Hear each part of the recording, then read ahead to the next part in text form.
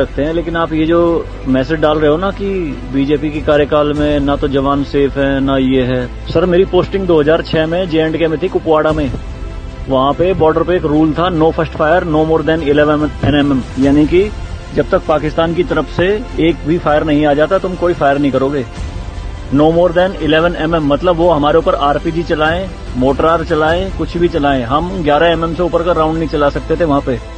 मेरे हाथ पे ओम गुदा हुआ है। इस ओम के गुदे होने की वजह से मुझे हाथ में रुमाल बांध के ड्यूटी करनी पड़ती थी वहां पे। अगर उनको ओम दिख गया ना तो छोटे छोटे बच्चे पत्थर मारना शुरू कर देते थे। और सर श्रीनगर के लाल चौक पे 26 जनवरी के दिन बहुत बड़ा तिरंगा बिछा के जिंदी गाय काटी थी, जिंदी, और जिंदी की खाल उतारी थी सबके सामने, पूरी सेना के सामने यूनिट खड़ी थी वहां पे पूरी, और चक्कू लहरा के खूब बोलते थे, क्यों भाई हिंदुस्तानी कुत्तो, तुम्हारी माँ है ना ये, देखो क्या हाल करेंगे इसका हम। भाई कुछ नहीं उखाड़ सकते थे उनका। क्यों? क्योंकि सेंट्रल में गवर्नमेंट गंडवी थी, नपुंसक गवर्नमेंट थी।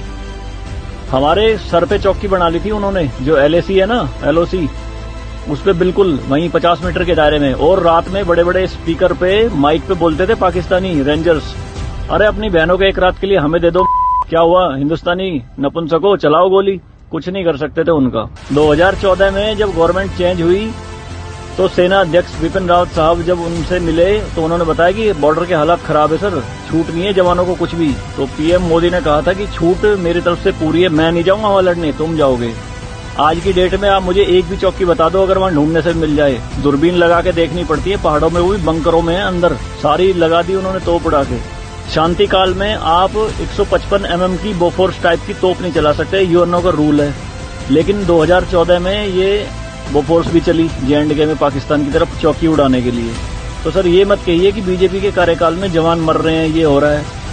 सर सेना के जो हाथ खुले हैं ना वो बीजेपी के कार्यकाल में ही खुले हैं। मैं इसका जीता जागता प्रत्यक्ष आपके सामने बैठा।